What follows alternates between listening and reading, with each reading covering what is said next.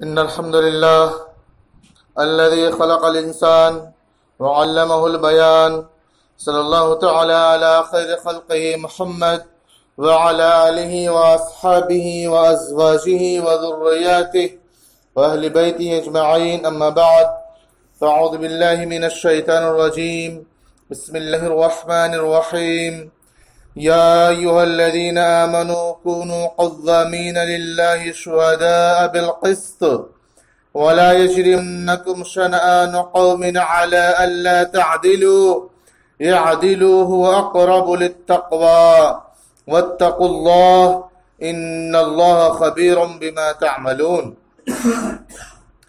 محترم سامعین، اللہ تبارک و تعالیٰ نے اس آیت کریمہ کے اندر یہ ہمیں پیغام دیا ہے کہ عدل و انصاف کو ہم قائم کریں. اس آیت کا ترجمہ ہے کہ اے لوگو جو ایمان لائے ہو، اللہ تعالیٰ کی خاطر راستے پر قائم رہنے والے اور انصاف کی گواہی دینے والے بنو. کسی گروہ کی دشمنی تم کو اتنا مشتعل نہ کر دے کہ انصاف سے پھر جاؤ، یہ خدا ترسی سے زیادہ مناسبت رکھتا ہے.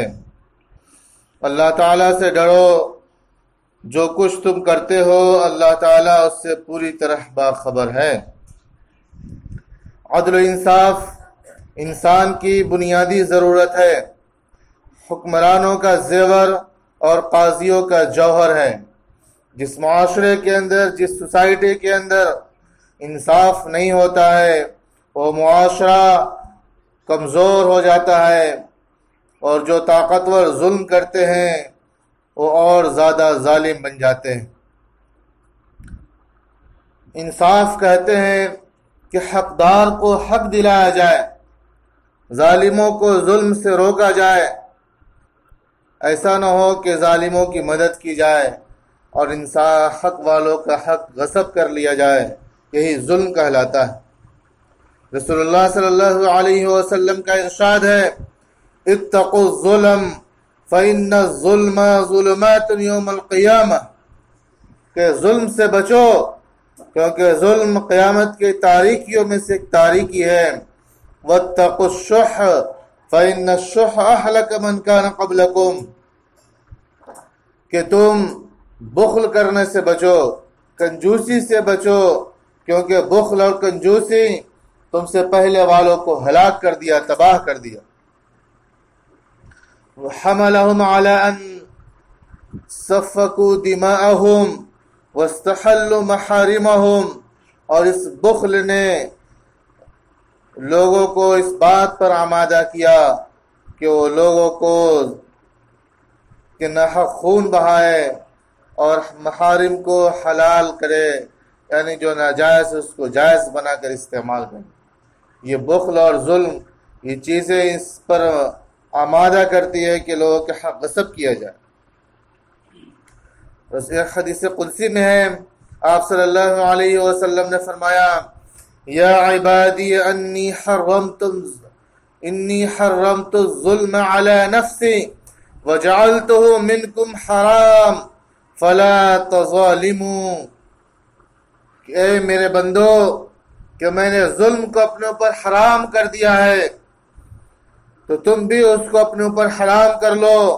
اور ظلم مت کرو کسی پر، کہ عدل کے قائم کرو. اسی طرح سورہ آل عمران کے اندر اللہ تعالیٰ فرماتے ہیں، شہداء للہ شہد اللہ انہ لا الہ الا ہو والملائکہ وَأُولُو الْعِلْمِ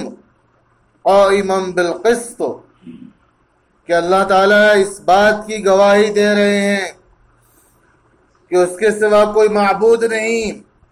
اور فرشتوں نے اور علم والوں نے اس کی گواہی دی ہے، اور انصاف پر قائم ہے، انصاف قائم کرنے والے ہیں. لا الہ الا ہو، اس کے سوا کوئی معبود نہیں، اور وہ معبود العزیز الحکیم، وہ زبردست حکمت والا ہے. جب انسان انصاف قائم کرنے کی کوشش کرتا ہے تو اللہ تعالیٰ کی صفت عدل کو وہ قائم کرتا ہے، صفت قسط کو، اور ایسے شخص کا مقام و مرتبہ بہت بلند ہوتا ہے، اور قیامت کے دن حدیث میں آیا کہ اس کو نور کے منبر پہ بٹھایا جائے گا۔ مسلم شریف کی روایت ہے، المقسطون علی منابر من نور الذین یعدلون فی حکمہم واہلہم، کہ اللہ تعالیٰ قیامت کے دن انصاف کرنے والوں کو نور کے منبر پر بٹھائیں گے، جو انصاف کرتے ہیں اپنے اہل کے اندر، کسی کے معاملے میں کسی کا پنچ بن کے، کسی کا ثالثی بن کے جب معاملہ طے کرتے ہیں تو انصاف کرتے ہیں، جس ذرہ برابر کسی کی طرف جانبداری نہیں کرتے، کسی کے طرف سے وہ بات نہیں کرتے، بلکہ معلوم کر کے حق کی حمایت کرتے ہیں۔ اس کے بارے میں اللہ تعالیٰ فرما رہے ہیں کہ ایسے لوگوں کو ہم نور کے منبر پر بٹھائیں گے۔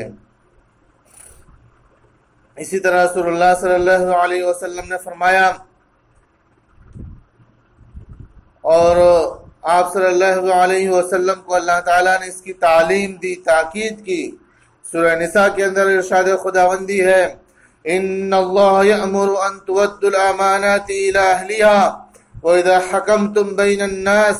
ان تحکموا بالعدل ان اللہ نعم ما یعظکم،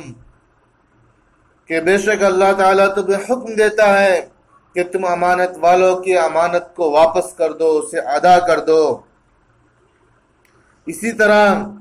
جب تم فیصلہ کرو لوگوں کے درمیان تو انصاف کے ساتھ فیصلہ کرو، بے شک اللہ تعالیٰ عدل کو پسند کرتا ہے، وہ یہ چاہتا ہے کہ عدل کیا جائے، اور نصیحت کرتا ہے تم کو اس کے بارے میں۔ مختلف مقامات پہ اللہ تعالیٰ نے، جسے سورہ صاد کے اندر بھی ارشاد خداوندی ہے اور دوسری صورتوں کے اندر، کہ ہم جب بھی کوئی معاملہ طے کرتے ہیں تو انصاف کے ساتھ کرے، اس میں ظلم نہ کرے، ہماری دشمنی، ذاتی دشمنی اس کے اندر نہ آ جائے اور ہم اس سے ناانصافی کرنے لگیں۔ وَلَا يَجْرِمَنَّكُمْ شَنَآنُ قَوْمٍ عَلَىٰ أَلَّا تَعْدِلُوا اعْدِلُوا هُوَ أَقْرَبُ لِلتَّقْوَىٰ، کہ کسی گروہ کی دشمنی تم کو اتنا مشتعل نہ کر دے کہ انصاف سے پھر جاؤ اور عدل کرو، یہ خدا ترسی ہے اور اسی کو اللہ تعالیٰ پسند کرتا ہے، اور یہی اللہ کے تقوی سے زیادہ قریب ہے۔ دشمن ہو یا دوست ہو، اپنے قریب کے رشتہ دار ہو یا دور کے رشتہ دار ہو، کوئی بھی ہو، جب انصاف کی بات آئے، کسی کے بارے میں انصاف کرنا ہو تو ہم انصاف سے منہ نہ موڑیں۔ بسا اوقات ہم انصاف سے کب منہ موڑتے ہیں؟ جب وہ انصاف ہمارے خلاف پڑنے والا ہو، ہمارے کسی قریبی رشتہ دار کے خلاف ہو، یا ہم سے جو بڑے حاکم ہے اس کے خلاف ہو، یا اس طرح کہ ہم اس کے دباؤ میں آ جائیں، تو اس وقت آدمی انصاف کے بجائے ظلم کی راہ اختیار کر لیتا ہے، یعنی عدل نہیں کرتا۔ تو اللہ تعالیٰ فرماتے ہیں، یا ایھا الذین آمنوا قوا انفسکم یا ایھا الذین آمنوا کونوا قوامین بالقسط شہداء للہ ولو علی انفسکم او الوالدین والاقربین ان یکن غنیا او فقیرا فاللہ اولی بہما، کہ لوگوں جو ایمان لائے ہو غور سے سن لو، اللہ تعالیٰ تمہیں حکم دیتا ہے، جو اسلام کے علمبردار ہے، اس کے ماننے والے ہیں، اس کے حکموں کو پابندی سے عمل کرنے والے ہیں، اور یقین رکھتے ہیں کہ دنیا میں ہم جو کچھ کر رہے ہیں آخرت میں اس کا بدلہ ہمیں ملنے والا ہے۔ اور اللہ تعالیٰ نے ہماری نگرانی کے لیے 2 فرشتے متعین کر دیے ہیں، کرامن کاتبین، جو ہمارے ہر حکم کو، ہر عمل کو، ہر فعل کو، ہر قول کو وہ محفوظ کر رہے ہیں۔ وَمَا يَلْفِظُ مِنْ قَوْلٍ إِلَّا لَدَيْهِ رَقِيبٌ عَتِيدٌ، کہ ہمارے زبان سے کوئی لفظ نہیں نکلتا مگر ایک چاق و چوبند، ایک نگراں ہوتا ہے جو اسے لکھ لینے میں ذرہ برابر سستی نہیں کرتا۔ یقین ہمارے دلوں کے اندر ہے، محفوظ ہے کہ ہم جو کچھ کر رہے ہیں اللہ کے سامنے حساب دینا ہے اور ریکارڈ ہو رہا ہے۔ جیسے کوئی شخص کسی کمپنی میں کسی بڑی دکان میں کام کرتا ہے، کسی آفس میں، اور وہاں پہ ویڈیوگرافی ہوتی ہے، ویڈیو کیمرے لگے ہوتے ہیں اور اس کی تمام نقل و حرکت ریکارڈ کی جاتی ہے، تو بہت ہی احتیاط سے وہ کام کرتا ہے، ذرہ برابر بھی کوتاہی اور سستی نہیں کرتا، وہ چوری کرنے کی جرأت نہیں کرتا کیونکہ وہ پکڑا جائے گا۔ اسی طرح اللہ تعالیٰ نے ہمارے ساتھ یہ کیمرے لگا دیے ہیں جو برابر کہیں بھی جائے وہ ریکارڈ ہوتے رہتے ہیں۔ تو اللہ تعالیٰ فرماتے ہیں کہ ایمان والو، اے وہ لوگوں جو ایمان لائے ہو اور انصاف کے علم بردار ہو، خدا کے واسطے گواہ بنو، اگرچہ تمہارے انصاف اور گواہی کی عزت تمہاری اپنی ذات پر کیوں نہ آئے۔ بسا اوقات آدمی دیکھتا ہے، حقیقت حال سے واقف ہوتا ہے، لیکن جب اسے کہا جاتا ہے گواہی دو عدالت کے اندر تو پیچھے ہٹ جاتا ہے کہ اس سے گواہی دیا تو میرا نقصان ہو جائے گا۔ اللہ فرماتے ہیں کہ تم گواہی دو، انصاف کرو، چاہے تمہارے خلاف ہو، اوی الوالدین، یا تمہارے ماں باپ کے خلاف ہو گواہی جاتی ہو یا انصاف، اوی الاقربین، یا رشتہ داروں کے خلاف ہو، جس کے خلاف بھی جائے انصاف کرنا ہے، گواہی دینا ہے، فریق مخالف پر ظلم نہیں کرنا ہے۔ اگر ایسا کریں گے تو اس کا بڑا نقصان ہوگا۔ حضرت عمر رضی اللہ تعالیٰ عنہ، حضرت عثمان رضی اللہ تعالیٰ عنہ، حضرت ابوبکر رضی اللہ عنہ، حضرت علی رضی اللہ تعالیٰ عنہ کے زمانے میں، ان چاروں خلفاء کے زمانے میں قاضی شرح تھے اور بڑے انصاف پسند تھے۔ ایک مرتبہ حضرت علی رضی اللہ تعالیٰ عنہ کا زرہ گر گیا تو ایک یہودی نے اٹھا لیا،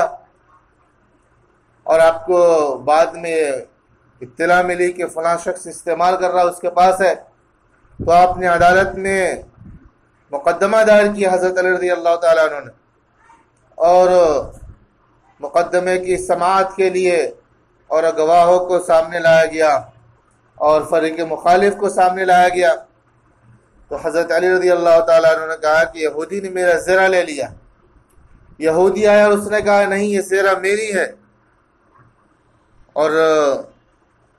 اس کے بارے میں ثبوت مانگا قاضی نے کہ تمہاری کیسی ہے، کس طرح تمہاری ہے۔ تو انہوں نے کہا کہ آپ دیکھتے نہیں کہ میرے پاس ہے، یہ چیز میرے پاس ہے اس لیے میری ہے۔ اس کے بعد قاضی شرح نے کہا حضرت علی سے آپ گواہ پیش کیجئے کہ آپ کے پاس ہے، یہ آپ کا مال ہے، کیسے ثابت ہوگا؟ حضرت علی نے اپنے بیٹے حسن اور اپنے غلام کو پیش کیا، تو قاضی نے غلام کی گواہی تو قبول کر لی، لیکن ان کے بیٹے کی گواہی قبول نہیں کی، کیونکہ شریعت میں ہے کہ بیٹے کی گواہی باپ کے حق میں قبول نہیں کی جاتی، کوئی دوسرا گواہی دے۔ بس اس وجہ سے حضرت قاضی شرح نے یہودی کے حق میں فیصلہ سنا دیا۔ حضرت علی مان لیے، اس وقت کے حکمراں تھے، پورے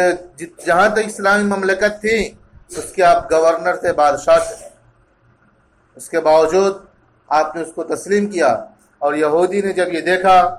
کہ لوگ اتنا انصاف پسند ہے کہ بادشاہ کے خلاف بھی اگر فیصلہ سنا دیا جائے تو اسے تسلیم کر لیتے ہیں،